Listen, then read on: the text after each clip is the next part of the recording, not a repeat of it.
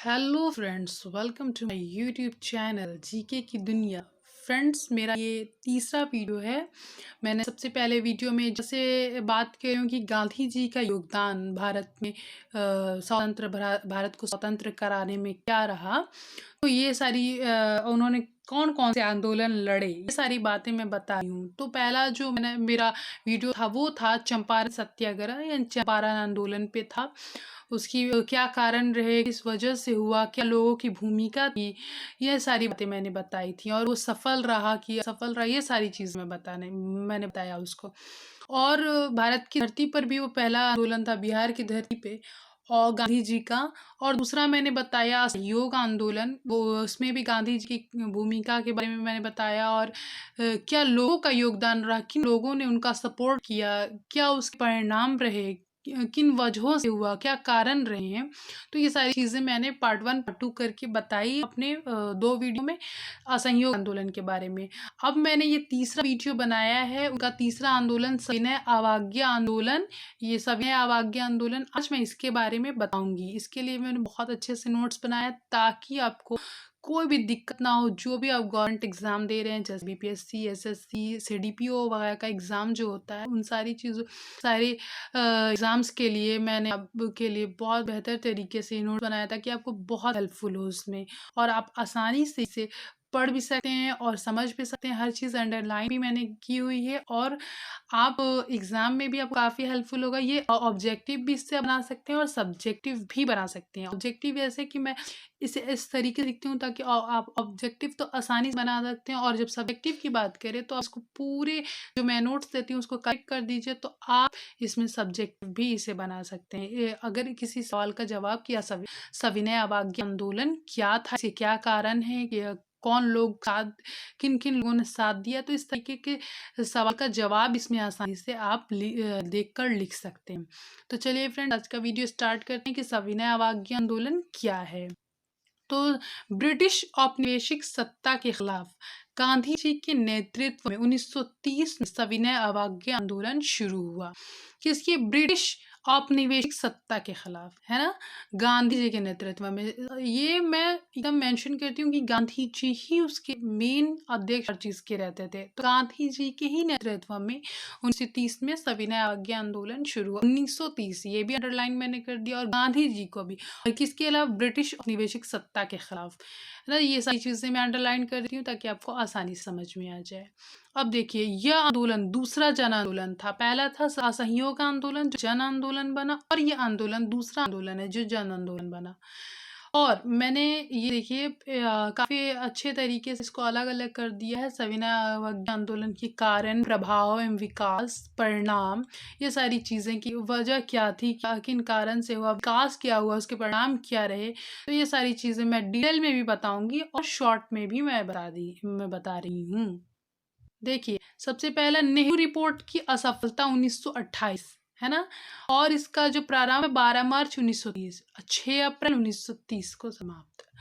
फिर असफल रहा। लेकिन साइमन आयोग की बात करें तो इसकी विफलता 1928 के 15 अप्रैल 1930 को प्रारंभ में छपरा जेल के कैदी का इसमें योगदान बता रहा है। और लाहौर अधिवेशन की बात करें तो ये 1929,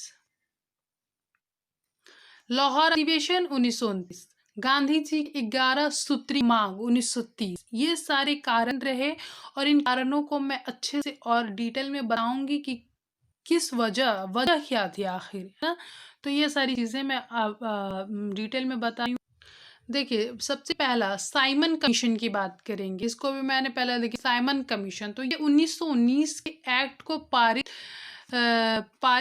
करते समय ब्रिटिश सरकार ने यह घोषणा की थी कि 10 वर्षों के पश्चात पुनः इन सुधारों की समीक्षा होगी। देखिए, 1919 में ये साइमन कमीशन जो था, एक्ट जो था, ये पारित हुआ। इसी समय ब्रिटिश सरकार ने यह घोषणा कर दी कि 10 वर्ष, यहाँ पे भी 10 वर्षों के पश्चात पुनः इन सुधारों की समीक्षा होगी। ठीक है। और देखिए, नवंबर 1927 ईस्वी में ब्रिटिश सरकार ने इंडियन स्टेट कई कमीशन का गठन किया जिसे आमतौर पर साइमन कमीशन कहा जाता है। यहाँ देखिए, ये मैंने अंडरलाइन कर दिया, ये इंपॉर्टेंट था। ये देखिए, नवंबर 1927 में ब्रिटिश सरकार ने ये इंडियन स्टैट्यूटरी कमीशन, जिसे आमतौर पे क्या कहते हैं, साइमन कमीशन कहा गया, तो गठन किया था जिसे आमतौर पर साइमन कमीशन कहा गया। ठीक है। और देखिए, ये आयोग 7 सदस्यीय था जिसमें सभी सदस्य अंग्रेज ही थे।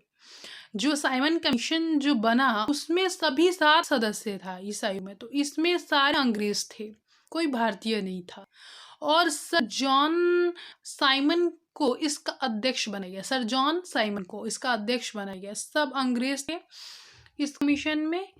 ये भी काफी इंपॉर्टेंट बात होगी कि 7 सदस्य थे जिसमें सभी अंग्रेज थे साइमन कमीशन में, और सर जॉन साइमन इसका अध्यक्ष था, ये भी इंपॉर्टेंट हो गया। और इस कमीशन का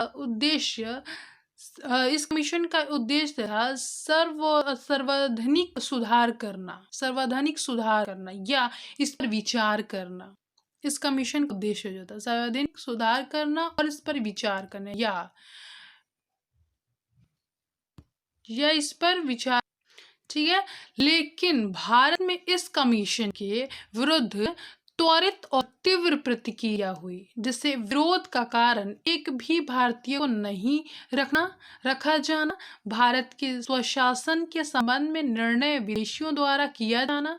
देखिए, पारित तो हो गया, एक्ट जो आया था उसमें 7 सदस्य सिर्फ अंग्रेज थे और भारतीय तो एक ही नहीं थे, और उन्हीं लोग का रूल चलता था। लेकिन उसमें भारत में इस कमीशन के विरुद्ध त्वरित और तीव्र प्रतिक्रिया हुई। ये जो विरोध हुआ साइमन कमीशन का, ये बहुत ज्यादा, और इसका विरोध का कारण क्या बना कि भारतीयों का एक भी न होना उसमें, और भारत के स्वशासन के संबंध में निर्णय विदेशियों द्वारा लेना। ये जो भी भारत का जो निर्णय होता था वो विदेशियों को किया जाना था।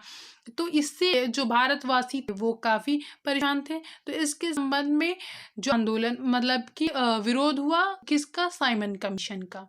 अब बात करते हैं, देखिए 3 फरवरी 1928 ईस्वी को बम्बई पहुंचने पर साइमन कमीशन का स्वागत काले झंडों, हड़तालों और प्रदर्शनों से हुआ। देखिए 3 फरवरी यहाँ मेंशन कर दिया मैंने, 3 फरवरी 1928 ईस्वी को बम्बई में, है ना, साइमन कमीशन का जो स्वागत हुआ किससे, काले झंडों, हड़तालों और प्रदर्शनों से हुआ।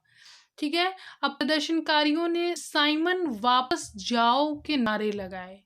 अब इसका जो विरोध हुआ वो किस तरीके से हुआ कि प्रदर्शनकारियों ने साइमन वापस जाओ के नारे लगाए, साइमन गो बैक। ठीक है। तो ये नारा था, ये भी इंपॉर्टेंट हो गया। और इस प्रकार साइमन कमीशन में विरोधी आंदोलन ने तात्कालिक रूप से एक व्यापक राजनीतिक संघर्ष को जन्म दिया। अभी जो विरोध हुआ ये काफी त्वरित या तीव्र था, और इस प्रकार साइमन कमीशन ने विरोधी आंदोलन के तात्कालिक रूप के एक व्यापक राजनीतिक संघर्ष को जन्म दे दिया। देखिए, जन्म दे दिया। अब दूसरा क्या था, नेहरू रिपोर्ट। दूसरा नेहरू रिपोर्ट, इसमें क्या बात है, देखिए साइमन कमीशन के बहिष्कार के समय तत्कालिक भारत सचिव लॉर्ड बिरकनहेड ने भारतीयों को एक ऐसे संविधान के निर्माण की चुनौती दी जो सभी दलों और गुटों को मान्य हो। देखिए, साइमन कमीशन के बहिष्कार के लिए, यहाँ पे मैंने सबसे पहले साइमन कमीशन के बारे में जो बताया उसका नेहरू रिपोर्ट में क्या रहा, साइमन कमीशन के बहिष्कार के समय तत्कालिक भारत सचिव था लॉर्ड बिरकनहेड। उसने भारतीयों को एक ऐसे संविधान के निर्माण की चुनौती दी जो दलों और गुटों को मान्य हो। तो भारत सचिव की चुनौती का जवाब देने के लिए कांग्रेस ने फरवरी 1928 में दिल्ली में एक सर्वदलीय सम्मेलन का आयोजन किया। ये भी इंपॉर्टेंट चीज है। देखिए, भारत सचिव की चुनौती का जवाब देश के लिए कांग्रेस ने फरवरी 1928, इंपॉर्टेंट है, दिल्ली में एक सर्वदलीय सम्मेलन का आयोजन किया। ये भी इंपॉर्टेंट है ना। ठीक है। अब देखिए, इस सम्मेलन में मोतीलाल नेहरू को अध्यक्ष बनाया गया। वो अध्यक्ष थे मोतीलाल नेहरू। इस समिति ने ब्रिटिश सरकार से डोमिनियन स्टेट की दर्जा देने की मांग की, जिससे कांग्रेस ने कि एक वर्ग ने असहमति जताया था। इस समिति ने ब्रिटिश सरकार से डोमिनियन स्टेट, ये देखिए इंपॉर्टेंट है, कि दर्जा देने की मांग की थी, जिससे कांग्रेस का एक वर्ग असहमत था। ठीक है, एक समय असहमत था, लेकिन नेहरू रिपोर्ट स्वीकृत नहीं हो सका, पर इसे अनेक तरह के जो नेहरू रिपोर्ट है वो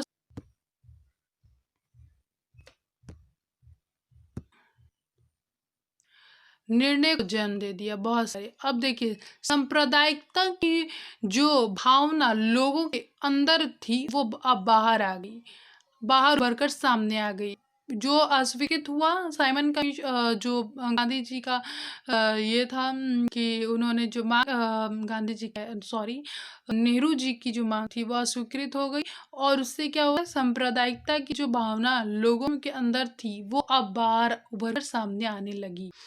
इसमें देखिए मुस्लिम लीग और हिंदू महासभा दोनों ने इसे फैलाने में बराबर का योगदान दिया था। हिंदू, मुस्लिम और हिंदू दोनों ने इसे फैलाने में बराबर का योगदान किया। तब गांधी जी ने इसे निपटने के लिए सविनय अवज्ञा आंदोलन का कार्यक्रम शुरू किया। यहाँ गांधी जी ने दोनों ने बराबर योगदान दिया। गांधी जी ने सविनय अवज्ञा आंदोलन का कार्यक्रम शुरू किया। अब 1929 में ऐतिहासिक लाहौर अधिवेशन में पूर्ण स्वराज का लक्ष्य घोषित किया गया, जो आंदोलन का आधार बना। पूर्ण 1929 देखिए मेंशन किया है, ऐतिहासिक लाहौर अधिवेशन में पूर्ण स्वराज का लक्ष्य घोषित किया गया, जो आंदोलन का आधार है। ठीक है, और यहाँ देखिए इसी अधिवेशन में सविनय अवज्ञा आंदोलन को प्रस्तावित किया गया। इसी अधिवेशन में सविनय अवज्ञा आंदोलन को प्रस्तावित किया गया, और इस आंदोलन का तत्कालिक कारण गांधी जी की 11 सूत्री मांग, जिसे सरकार ने मानने से इनकार कर दिया था। यहाँ पे मैंने आगे बताया था सबसे पहले कि गांधी जी की 11 सूत्री मांग इसी में थी नेहरू रिपोर्ट में, और इसी आंदोलन का तत्कालिक कारण बना ये गांधी जी का 11 सूत्री मांग, जिसे सरकार ने मानने से इनकार कर दिया। तो ये थे दो कारण मैंने अभी बताया कि सविनय अवज्ञा आंदोलन होने के। अब मैं आपको अगले वीडियो में अपने इसके बारे में और भी आगे पूरी जानकारी दूंगी कि क्या कारण है और कैसे शुरू हुआ और क्या लोगों का योगदान रहा और लोगों ने सपोर्ट किया। तो फ्रेंड्स मिलती हूँ अगले वीडियो में। और मेरा अगर आपको चैनल अच्छा मेरा आया हुआ आपको अच्छा लगा तो प्लीज़ इसे लाइक करिए, सब्सक्राइब शेयर कीजिए, सब्सक्राइब करना तो बिल्कुल मत भूलिए। और थैंक यू फ्रेंड।